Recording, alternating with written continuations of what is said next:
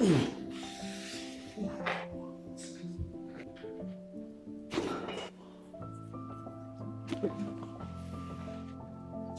sesi gerçekmiş hocam. Çıt sesi gerçekmiş.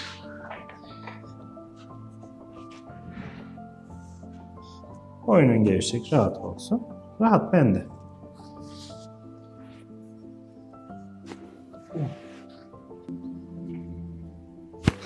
Oh.